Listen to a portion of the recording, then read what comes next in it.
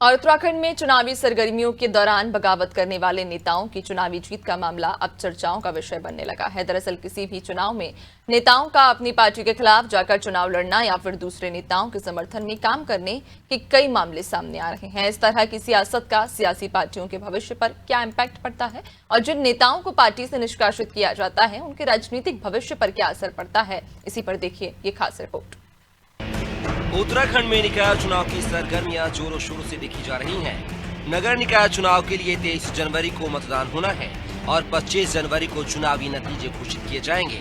यही वजह है कि चुनावी मैदान में जुटे प्रत्याशी लगातार दमखम से चुनावी प्रचार प्रसार में जुटे हैं।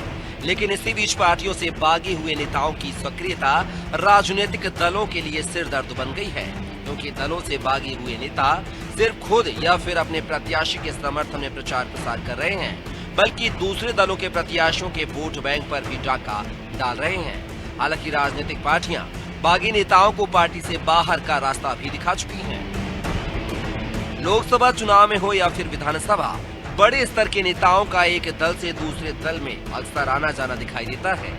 लेकिन छोटी सरकार यानी कि निकाय चुनाव के दौरान स्थानीय स्तर के नेता अन्य दलों में जाने की बजाय बागी होकर निर्दलीय चुनाव लड़ना ज्यादा पसंद करते हैं, जिससे न सिर्फ राजनीतिक दलों को नुकसान होता है, बल्कि कई बार बगावत करने वाले नेताओं को भी पार्टी छोड़ने का खामियाजा भुगतना पड़ता है। दरअसल चुनाव के दौरान पार्टी कार्यकर्ता और नेता ही प्रचार प्रसार में बड़ी भूमिका निभाते हैं, लेकिन जब वह पार्टी का दामन छोड़ देते हैं या फिर पार्टी उन्हें बाहर का रास्ता दिखा देती है, तो इससे पार्टी के प्रत्याशियों को बड़ा नुकसान उठाना पड़ता है। इस मामले में राजनीतिक विश्लेषक का मानना है कि नेताओं के बागी होने से पार्टी का जो ऑफिशियल कैंडिडेट होता है उस पर फर्क पड़ता है, क्योंकि बागी नेता ऑफिशियल कैंडिडेट के कैडर वोट को काटता है।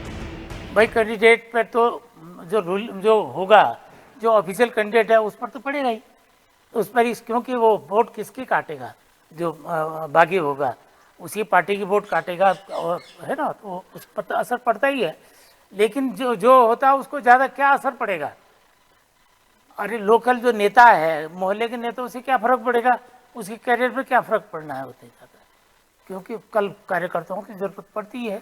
कल एमएलए के चुनाव होंगे तो पार्टी को चुनाव कार्यकर्ता नहीं चाहिए मोहल्ले में। वहीं इस मामले पर बीजेपी का कहना है कि बागी नेताओं को इसलिए पार्टी से बाहर निकाला जाता है ताकि अनुशासन बरकरार रहे, और अगर इस तरह का निर्णय संगठन नहीं लेगा तो फिर संगठन में अराजकता जैसा माहौल खड़ा हो जाएगा और पार्टी के लिए जो सालों से काम कर रहा है, जब उसे पार्टी से बाहर का रास्ता दिखाया जाता है तो पार्टी को भी नुकसान होता है।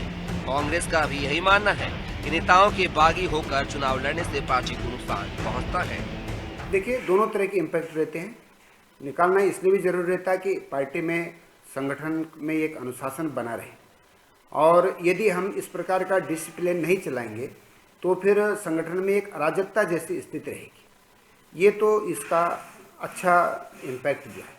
खराब इम्पैक्ट ये है कि जैसे मैंने पहले बताया कि वर्षों से जो व्यक्ति पार्टी में काम कर रहा है, और मुझे लगता है कि जो 2-2, 3-3 दशक से 4-4 दशक से पार्टी में काम कर रहा है, वो बड़ी निष्ठा से, समर्पण से उसने पार्टी का काम किया है। उसको जब हम बाहर निकालते हैं तो हमें भी दुख होता है, पार्टी को भी नुकसान होता है, क्षति तो पहुंचती है। ये सतत चलने वाली प्रक्रिया है, इसको आप रोक नहीं सकते। लोकतंत्र में ऐसा होता है और हर राजनीतिक दल में होता है। और जिनके खिलाफ कार्रवाई करने की बात थी, प्रदेश अध्यक्ष द्वारा उन पर कार्रवाई भी की गई है। तो ये अब सतत चलने वाली प्रक्रिया, इसको कैसे रोक देंगे आप? क्योंकि टिकट तो एक ही व्यक्ति को दिया जा सकता है, सबको तो दिया नहीं जा सकता। देखिए क्षति होती है जब परिवार का एक व्यक्ति जाकर के जो है या तो चुनाव लड़ता है या विरोध करने का काम करता है, तो उसको प्रभाव पड़ता है। क्यों नहीं पड़ता?